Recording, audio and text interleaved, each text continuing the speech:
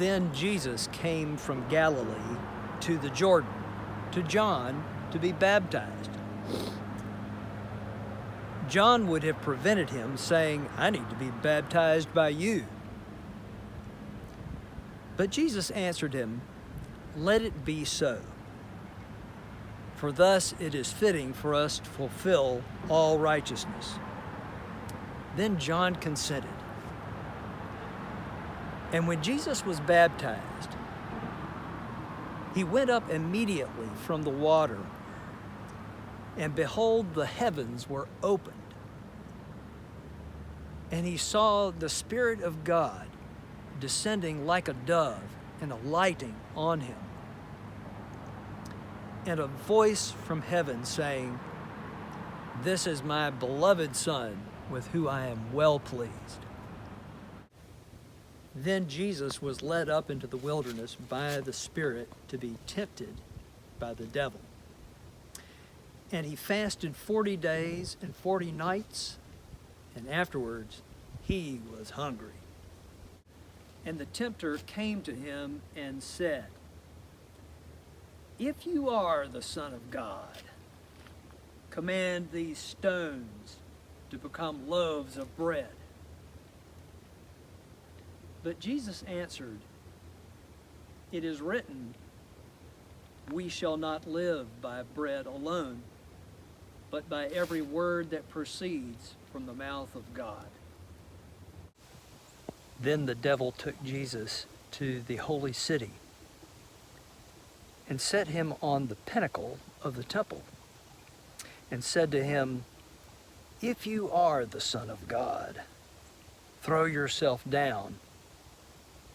For it is written, he will give his angels charge over you, and on their hands they will bear you up, lest you strike your foot against the stone." And Jesus said to him, "Again it is written, you shall not put the Lord your God to the test."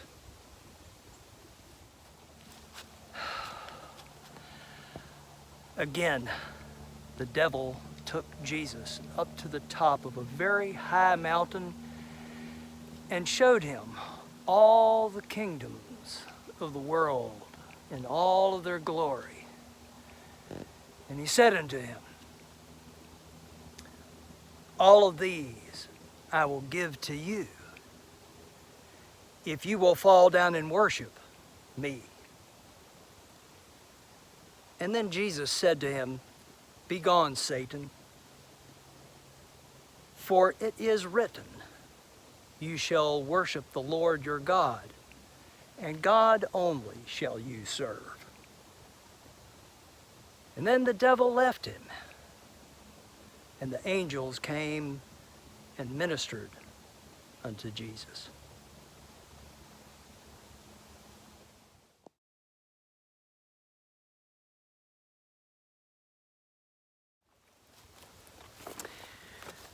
Well, Kathy and I are here at the Abbey of Gethsemane, and we're walking on the trails and in the woodlands and in the meadows here as we reflect on this theme of wandering in the wilderness in places that are uncharted. And we don't really have a map with us today, but we're just going through the woods. One thing that Jesus did was that he saw a dove when he came up out of the water.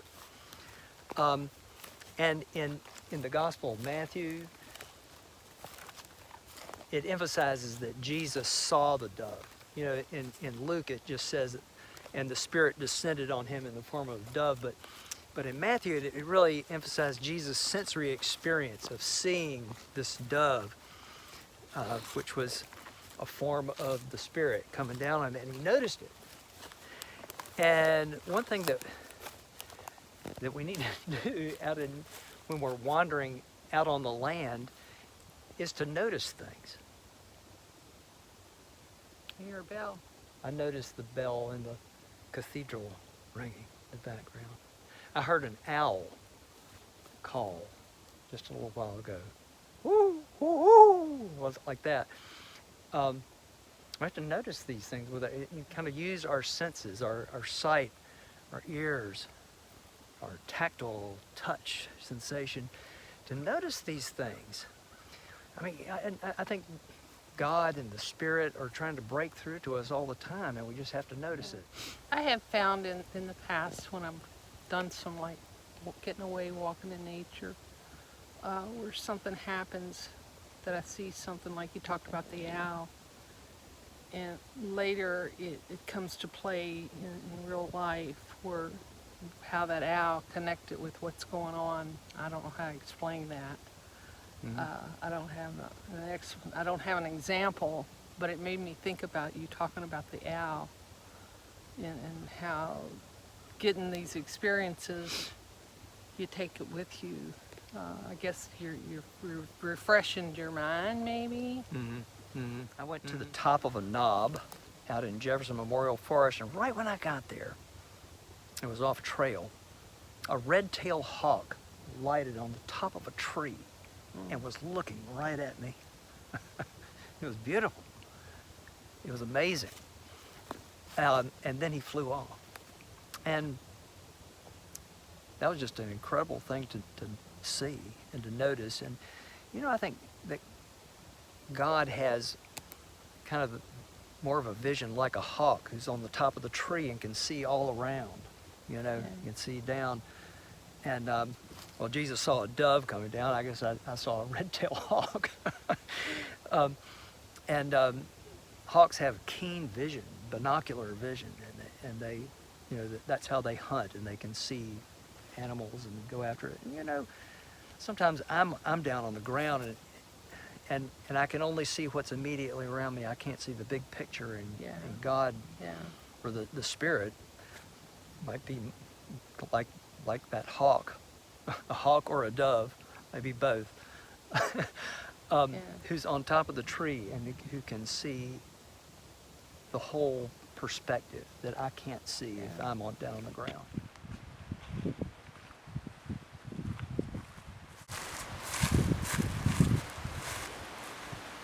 The 9th century teacher John Scotus Erugena says that God is running through all of the earth and through all of creation like a stream that runs and flows through all the earth.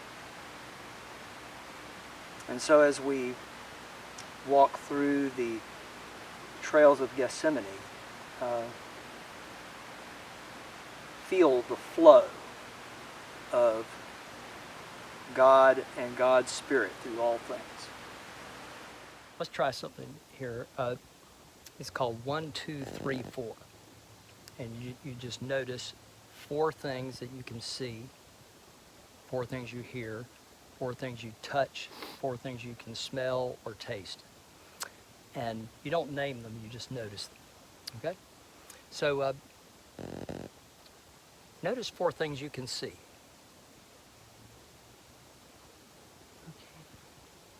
Notice 4 things that you can hear.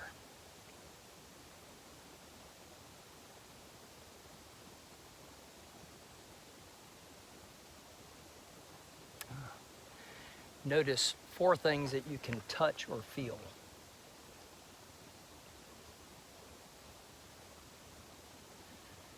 Notice 4 things that you could smell.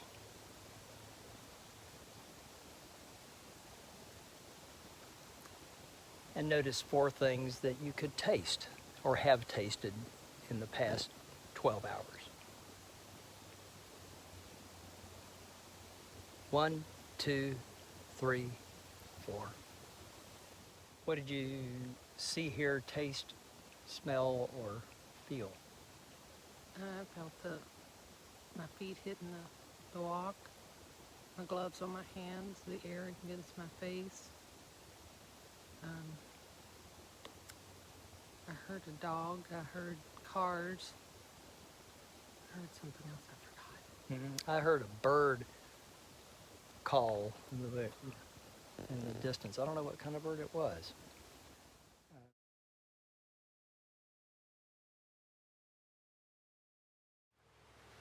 There are many people and things that can distract us from the purpose of our soul.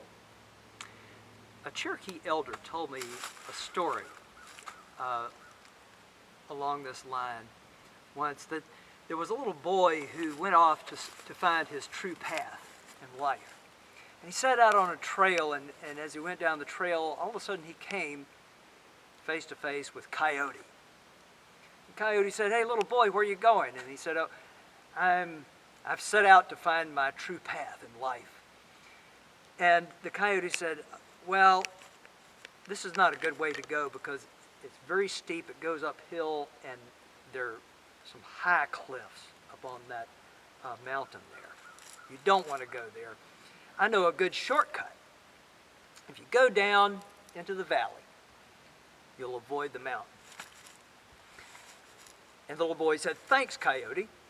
And Coyote ran off, and the little boy started down into the valley on this trail. And as he went, the trail was easy, but it got smaller and smaller, and then there were thorns and wild briars and thistles all along the trail, and they got him. They stuck in his skin, and they pulled on his pants and his clothes. And then the trail went through some mud, and a little while later the trail disappeared altogether. And the little boy looked up, and on the top of the mountain there he saw Coyote laughing.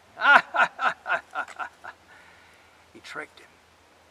And so he turned around and he walked back through all the briars and thorns and thistles and the mud. And he got back on the trail that went up the mountain. We might look at the tempter in Matthew chapter 4, the devil, as a trickster. He's trying to distract Jesus, to sideline him from his soul's true purpose and path. And our chattering mind is very susceptible to the trickster. All the thoughts that circulate and run around in our mind like a gerbil on a wheel are susceptible to the trickster. Just think of all of the conspiracy theories that are going on today on the internet and on social media, even in the news, even reported as if they are news. There are tricksters out there who are calling us away from who we really are. We're better than that. One thing about the trickster and about the coyote is that he kind of likes it when you figure out his trick, when you figure out the way that he's tried to lead you down the wrong path. And he lets out a big laugh when you figure it out. You know, Jesus walks with us in this wilderness that we're in. And he walks with us to help us to undo the trick, to figure out the trick, and to get back to our true, authentic self, who we were made to be and what we were made to do, so that we can really do our being.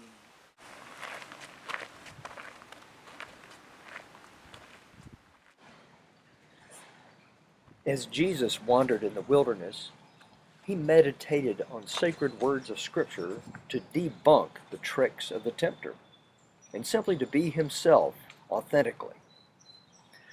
We can retrieve and be truly ourselves by meditating also on sacred texts and the words of Scripture.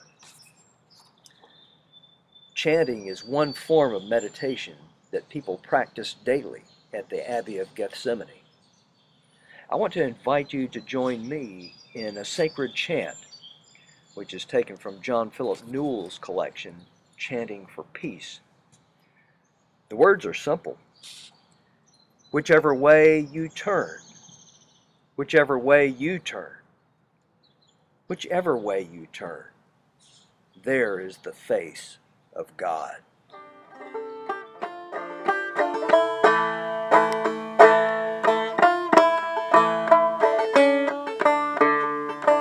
Whichever way you turn, whichever way you turn, whichever way you turn, there is the face of God. Whichever way you turn, whichever way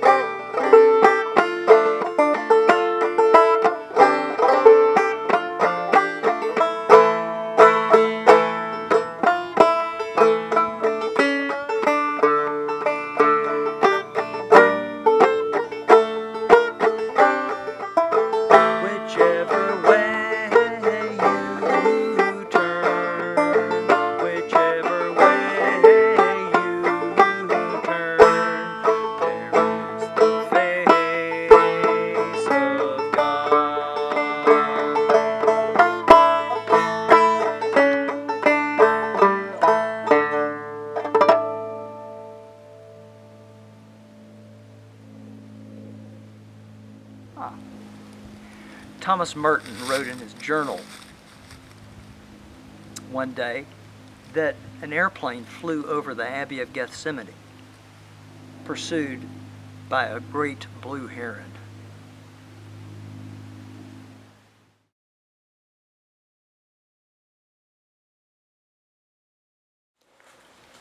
Another practice of walking meditation is attending to your breath.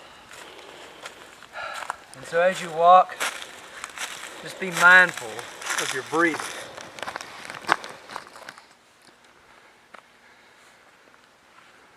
In walking meditation, we often count how many breaths we take for each step, or how many steps per breath. Looking at the light on all of these trees, the branches at the very tops of the trees and on Cross Knob with the sun reflecting on them, it's a great view of beauty up here. Well, let's go to the top.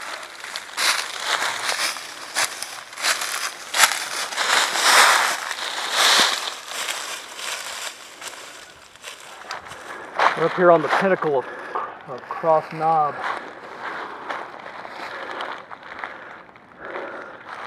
And from here you can see 40-acre knob, vineyard knob, tent knob, and Tom's cabin, the 5 knobs on the property of Gethsemane, which we hiked 2 weeks ago in about 6 inches of snow. And it was beautiful. Teilhard of Chardin, a French mystical writer who was a Jesuit in the 20th century, described the image of God as our true self, and he used the deep image of an acorn. And I can see here on the ground we have an acorn actually, and that this part of us that is our kind of essential soul and true self, as Teilhard de Chardin said, is much like this acorn. That the acorn eventually grows into an oak tree. There are many things that can get in the way of the acorn growing. And if we can clear away all those things that that can hamper the growth of this, of our God nature, of this image of God in us, which is buried, which is maybe tarnished, which is disfigured by many things. But through prayer, through meditation, through following the Spirit of God in our life and seeing God in all these beautiful trees graced by the sun, it helps this acorn to grow as we water it and nurture it with the beauty of all the earth. I want to give a real hearty thanks and gratitude to Dan Tribune for holding the camera and for walking up Cross Knob with that camera and wandering with me out here in this beautiful wild place. Thanks, Dan. So whatever wilderness that you are wandering in, whether it's the wilderness of grief or the wilderness of unemployment or the wilderness of of family drama, Jesus walks with us through that wilderness, and we have the life and the teachings of Jesus to guide us and to direct us. So we're going to close with a spiritual. I want Jesus to walk with me all along my pilgrim journey. Lord, I want Jesus to walk with me. You're welcome to join in and sing.